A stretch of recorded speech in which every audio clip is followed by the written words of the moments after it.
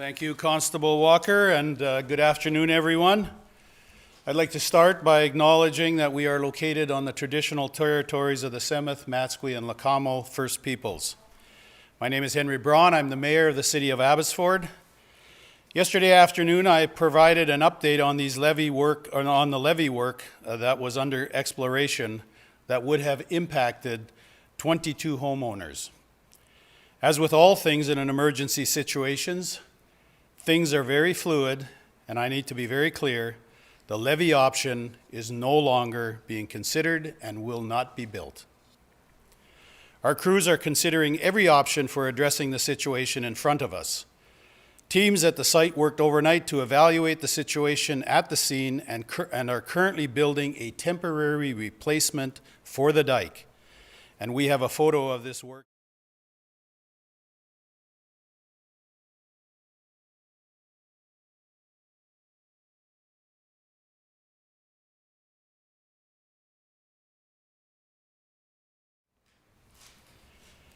Today, the Canadian Forces military personnel are on site and will be in the area over the coming days, so you may see them out there. Right now, we have 64 soldiers on the ground in Abbotsford, which represents the first arrival of the 120-person Land Task Force response unit that we understand is being deployed to support the city's efforts. As of today, our structural engineers have assessed 10 bridges, and our geotechnical engineers have inspected 32 kilometers of roads and 70 culverts. And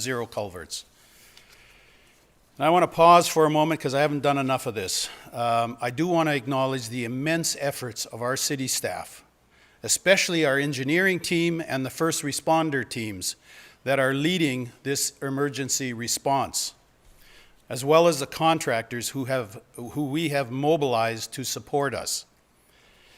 You know, I looked at the org chart in the back in the war room, what I call the war room.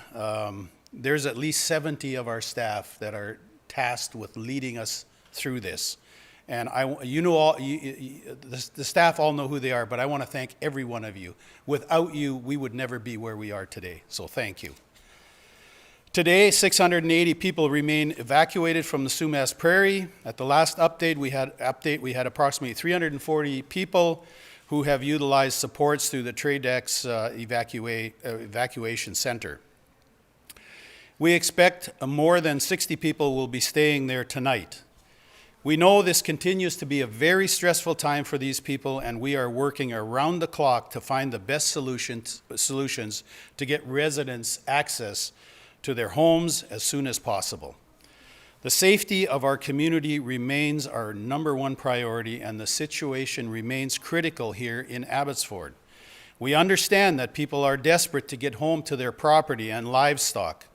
Like with all emergencies, it is vitally important for people to heed the advice of our emergency officials and follow the restrictions in place in order to ensure the safety of our first responders. I've seen photos where we have down power lines in water. I know it may look safe to people, but it's not safe until we've done risk assessments of what's out there. That is going on 24/7. And so, my heart goes out to the farmers because they want to get back on their land, but we don't want to lose. We have had no injuries or tragedies that we are aware of as of this moment. And I don't want to have anybody out there as a victim. So please heed the advice. We are there to serve this public and to keep it safe. And with that, I'm going to open it up for your questions. Mayor Braun, just to clarify then, the 22 homeowners you talked about, that's the 10 properties that we discussed yesterday? No, see, I did something yesterday because I know you were looking for a number, and I gave you one. I said between 6 and 12, and then later on I said 10. There's actually 22. Okay. So I corrected that. I said I would get the right number. Yes, So that's the right number. And I appreciate that. So just to be clear, given the levee is not going ahead, these 22 homeowners, their properties will not have to be sacrificed at this point? Well, we were never going to sacrifice them. They were going to be, they're already impacted by the water. And they would have been impacted for a longer period of time with the levee, had we gone ahead with the levee construction. So those properties, there will be no additional impact to them beyond what they have been impacted by through the water. We're hearing that the gap in the dike that is the bigger of the two that you spoke about with the 100-meter gap. Yes. That's expected to be filled in the next 1 to 2 days? I have instructed our city manager that I want to see that dike closed before the next rain event, which is scheduled to arrive, I think, Tuesday morning or Monday night. So, yes, the answer is that will be closed. How big of a task are we talking here? We're seeing dump trucks going in with rocks one by one because there's only so much room. They're lined up ready to go. Well, this is where the planning session, you know, people, they sometimes say, nothing has happened. We don't see anything. There is an enormous amount of work that has been happening in the planning. We are now in the execution stage, and that will happen very rapidly. The logistics of all of that, if somebody wants to know from our engineering staff, I'm happy to provide them to you as a sidebar.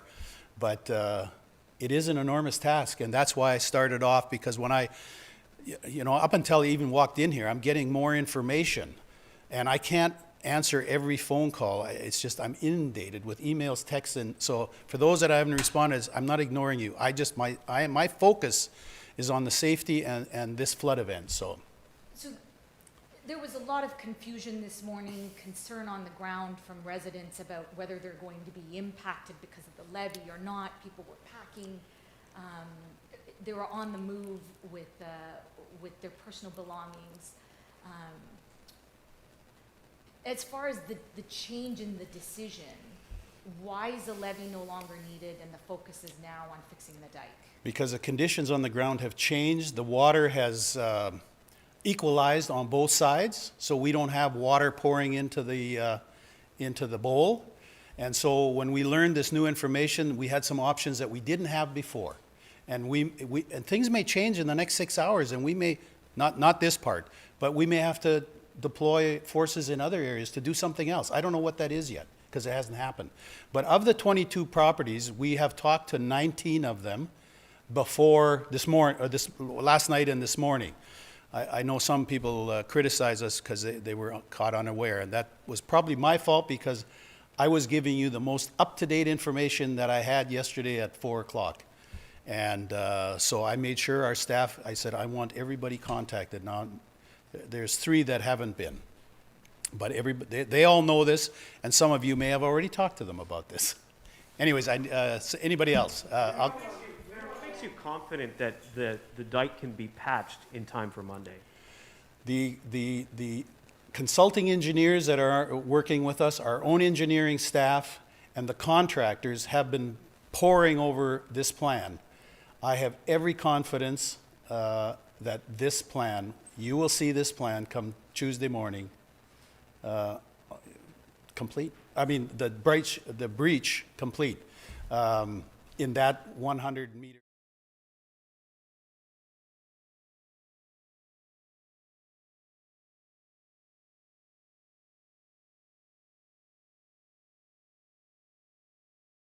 Scheduling and planning that's gone into this, and so. So just to be clear on the timing, we're expecting, I believe, a bit of rain Monday, but the rain on Tuesday is what you're worried about. That's the deadline, and I'm assuming what we're going to see 24/7 work ahead of that? I'm not worried. I'm concerned with 80 to 100 millimeters of rain. Our system will take that. What I don't know is the integrity of the existing Sumas dike.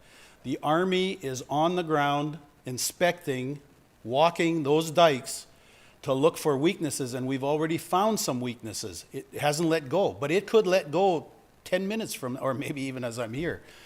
So that's what they're doing.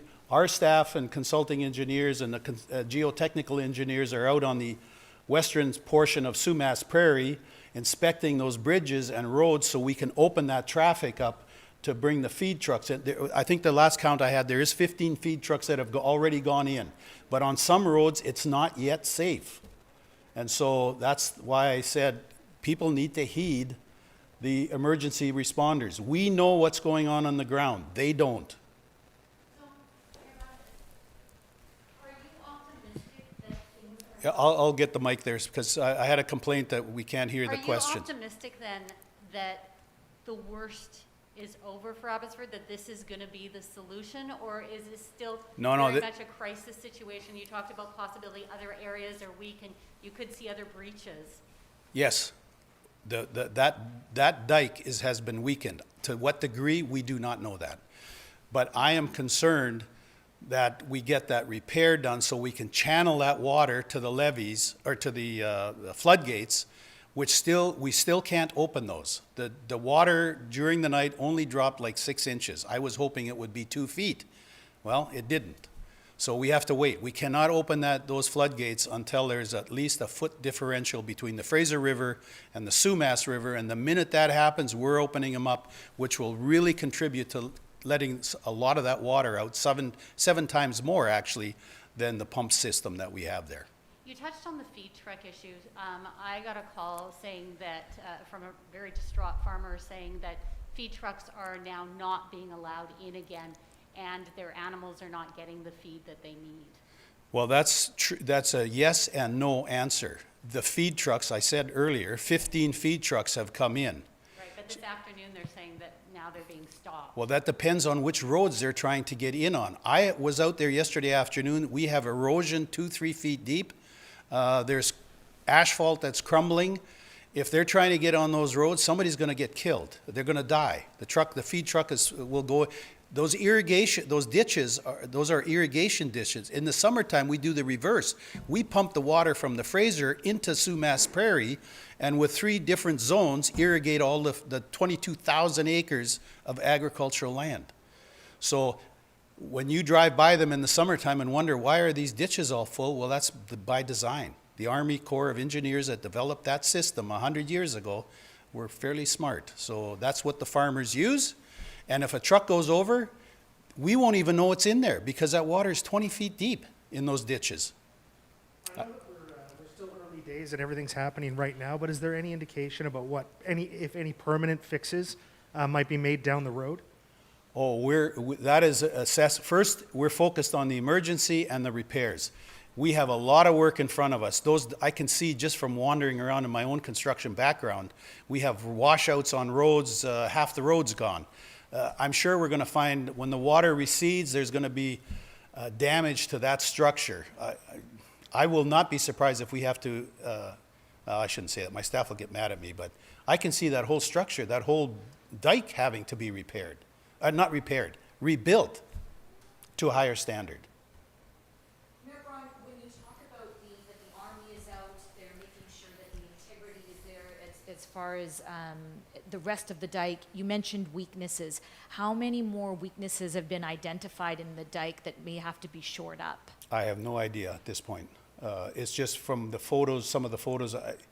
I've seen enough construction stuff in my life to know that there's a problem. There's a potential problem there.